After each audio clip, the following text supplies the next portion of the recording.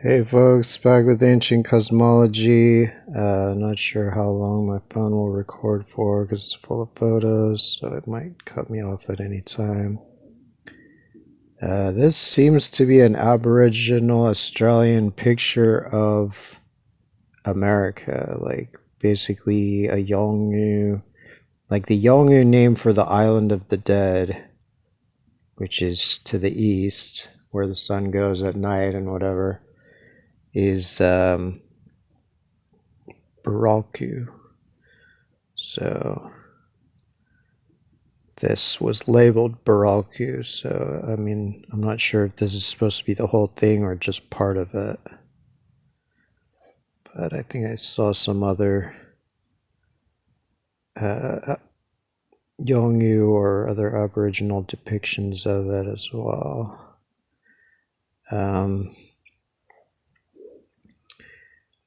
Let's see. I've been asking AI a bunch of stuff, like the Google AI. I know AI sucks, but it's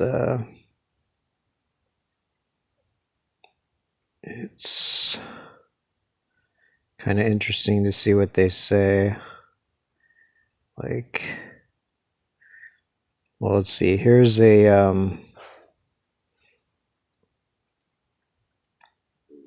these avatars may relate to the original Cinderella and her Egyptian prince.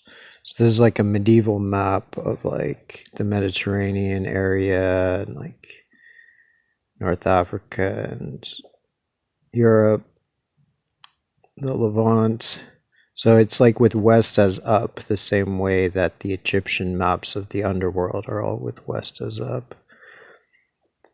And I think most maps of like Europe, most anthropomorphic maps of Europe, like as a human, like as Europa or something like that, tend to be with west as up.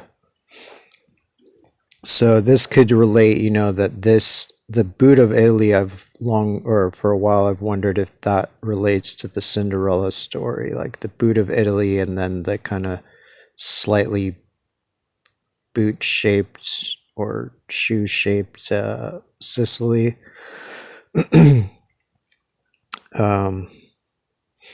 So yeah, because the original Cinderella marries the Prince of Egypt, who's standing in and holding court in the Nile Delta. But if this guy's feet sit on the Nile, then that could be him, and that his face is like Morocco. So this could be a more standardized thing.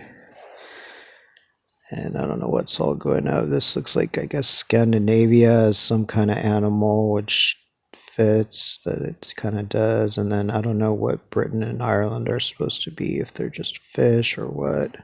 Then there's some person that's also in the water, like delineated by the, on the other side by the coastline. So that kind of matches. So there's a good chance these are gods, basically, or like traditional avatars. Let's see.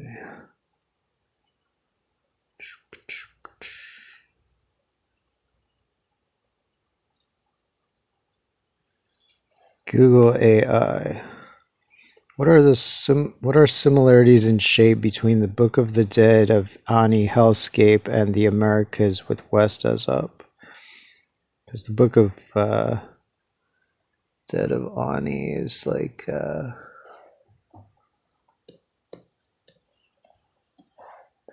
see if I have it.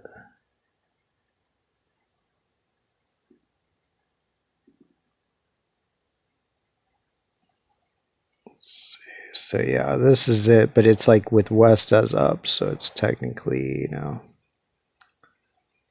that way, just like that medieval map of Mediterranean and whatnot.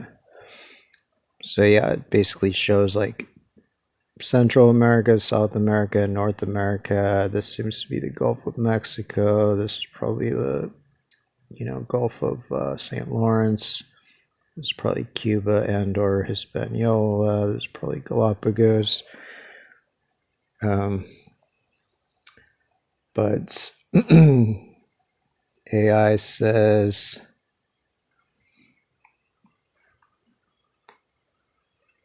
you're suggesting a fascinating connection between the stylized hellscape or underworld depictions in the Papyrus of Ani, a famous version of the Egyptian Book of the Dead, and the shapes of the Americas, particularly when viewed with west as up. Yada yada. They try to say this is not a geographical text. It's literally labeled as a geographical text, but it's just like modern, Europeans that they just say that.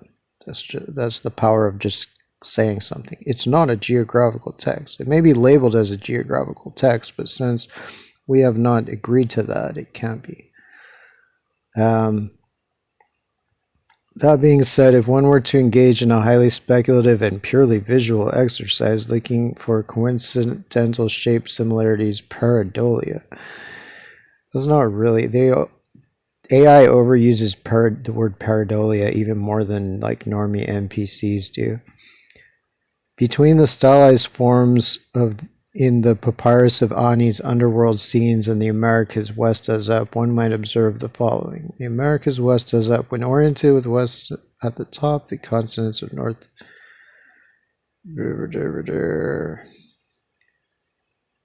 It's kind of random. The underworld paths. Some depictions of the Duat in the Book of the Dead, including the Book of Two Ways. So they're trying to say in the Book of the Dead, including the Book of Two Ways. This is a separate book. This is how dumb AI is. But whatever, they're smart. They're still smarter than a lot of people. Show meandering or undulating paths, sometimes with sections or regions that the soul must navigate. One could perhaps superimpose the rough, elongated shape of the Americas west as up onto one of these segments of the underworld journey. So that's not exactly the way to do it, but whatever. Regions and features. Jagged coastlines, irregular shapes.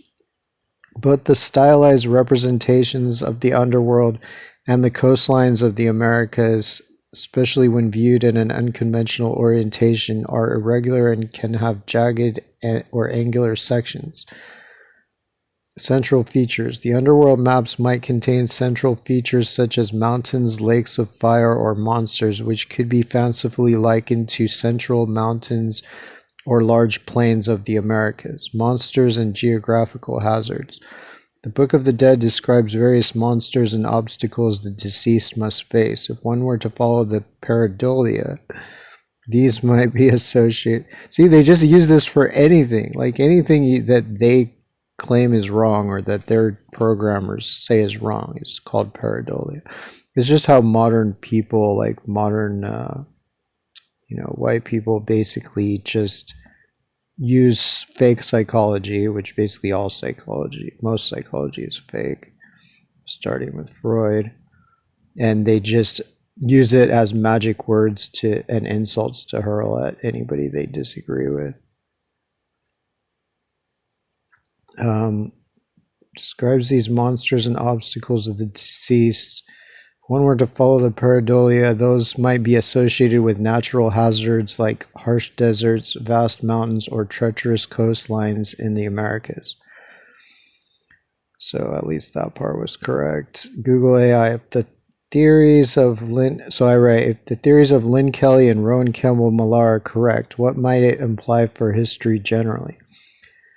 Assuming that for a moment the highly speculative theories that the Göbekli Tepe carvings depict specific geographical features of the Americas as proposed by some individuals like Rowan Campbell Millar. What other individuals? See, they're like those people who will say, like, I mean, I've done it before, say like some people say, but it's really like one person said it. And others, though not Lynn Kelly. Like, who else? It doesn't tell me who else has ever said that. Whose theories focus on the purpose of such sites as memory aids. But no, she says that they're focused on geography, that these traditions are focused on geography. We're indeed correct. The implications for history would be nothing short of revolutionary. This would necessitate a complete reevaluation of our understanding of ancient civilizations and human capabilities. Here's how history might need to be rewritten. 1. Pre-Columbian transatlantic contact. Established facts. Significant transatlantic contact is generally believed to have begun with Christopher Columbus in 1492, although evidence suggests Norse contact in North America. Evidence suggests Norse contact around 1000 CE. Implication: if Göbekli Tepe carvings depict American geography, it would imply that people living in southeastern Turkey around 12,000 years ago had detailed knowledge of American continents. This would push back the date of transatlantic contact by millennia and challenge current understandings of ancient technology, seafaring capabilities, and navigation. They say ancient transatlantic because they admit that people crossed the Pacific, which is 10 times the size of the Atlantic. But there was like no way anybody could cross the Atlantic, which was much smaller. So yeah, implication: evidence of anthrozoomorphic cartography depicting the Americas would signify an unimaginable level of sophistication for Göbekli Tepe's hunter-gatherer builders. Is it really unimaginable that they used a boat and made a map? You know, boats and maps. Like, who really believed boats and maps were like modern technology? So anyway, kind of stuff like that. Oh, here they say that you could create a computer model that could prove whether like an ancient mural was a map or not just by showing the amount of commonalities. So yeah, if I had the ability, I would just do that, create an AI that could prove that there's only like 1 in a trillion chance that these patterns would be by chance. All right, I don't know, I'm gonna move on to some photos. Got possibly Finn McCool or some other giant, I think. This is his head, this is his arm, this is the Red Hand of Ulster, where he cut off his hand and threw it across the Straits of Moyle. Let's see how this all the AI thingies. I went on a... Probably not going to do much AI because it used so much electricity in the servers and whatever, but I just went on a binge yesterday. So let's see. The Eminio documentary Dreamtime Traveling Through the Australian Continent says sometimes the spirits transform themselves into a rock, a tree, or other parts of the landscape. When this happens, they become sacred places which only the men and the women who have been initiated have the right to see. This sacredness of anthrozoomorphic landmarks is borne out with the sites shown, which may have been the most sacred sites of their respective continents. The largest megalithic tomb in Europe, Dolmen de Manga, is probably situated where it is in order to best view the humanoid face of a mountain. I changed it to probably from just is, but it's basically obvious. Because it's exactly in the spot where you see the face. So the mountain La Peña de los Enamorados, whose Maracabra cave was used as a shrine during the same period, around 5,000 years ago. At least 3 major tombs were built in alignment with the mountain's face. So this is this face, La Peña de los Enamorados. The other 2 being Dolmen de Viera and Tolos de el Romero. Similarly, what is known as Machu Picchu, the most famous temple complex in South America, was probably built where it is to best view the humanoid face of what is called Huayna Picchu, but as others have said, the 2 names may be mismatched, with the face being the real Machu Picchu, Old Mountain, and the mountain of the viewing temples being the real Huayna Picchu, Young Mountain. Both mountains are largely man-made insofar as their visible surface, transformed into buttressed terraced irrigation systems which are more resistant to rain erosion. The most visibly sculpted parts of the face seem to be on the nose, mouth, and chin, which have temples and stairways carved into them.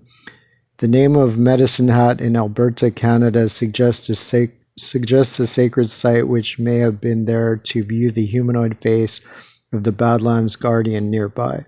All three sites are famous for their Indian face, as all three have been named in modern times.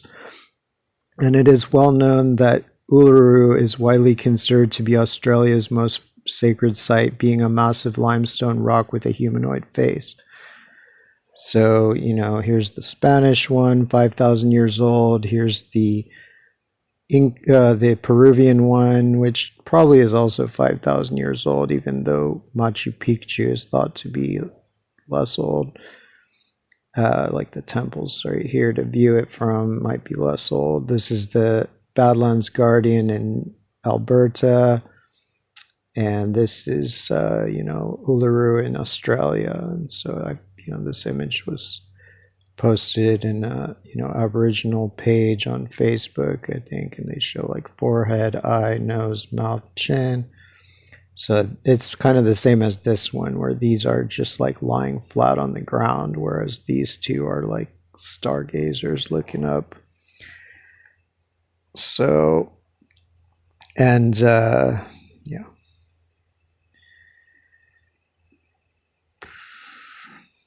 Like basically the tombs that are in front of the Spanish one, you just look out of the hole of the tomb and you see the face. Let's see. Like knowledge of the underworld seems pretty extensive in Hollywood and whatnot, and among writers more than you'd think. Here's somebody calling me a lunatic on one of my posters downtown. So my father banished me to Nenokuni, the underworld. That's what this guy's saying. And what I thought was my death. Okay, it starts here, actually. They scramble everything when you post photos together. I was once a very angry young storm god. And so my father banished me to Nenokuni, the underworld. And that land of the dead is also... no. But I have learned there that the land of the dead is also a land where roots can grow. And what I thought was my death has been a rebirth. So it's about how the underworld America was not always like portrayed negatively. It was often portrayed positively. This, I don't know if I showed this last time. This is just Papua has the the Lusco Birdman as the highlands of Papua. And it seems even that it could be that his upper arm here is actually this part of the mainland here. And maybe even this could be part of his arm. So a lot of the topography comes into play. Hard to know. People crumpling up my posters a lot.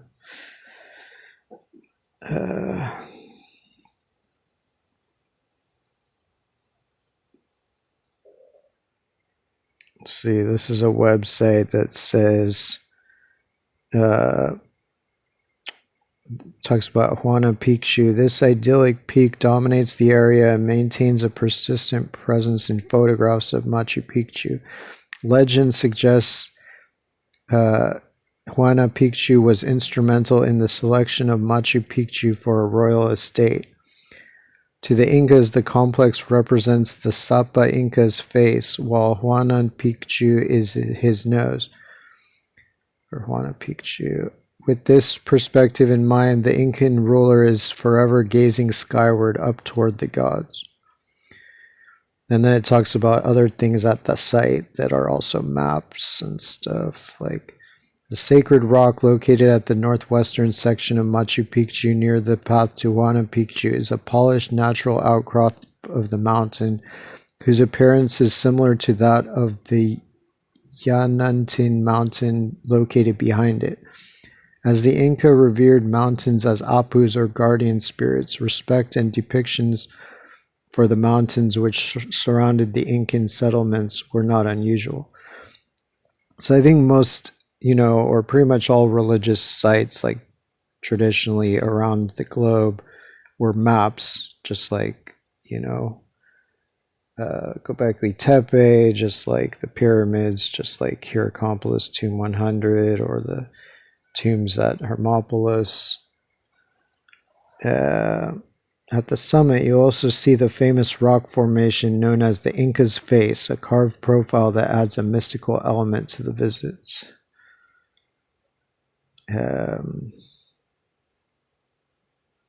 Well, there's no single universally agreed upon explanation. Some common themes emerge. Reverence for nature and mountain deities, apus. The Incas held deep spiritual reverence for nature, particularly the mountains known as apus, which they considered sacred beings and ancestral deities. So in that sense, the Lascaux Birdman is kind of both a mountain and an island, because he's especially the highlands of Papua. The face-like formations in the mountain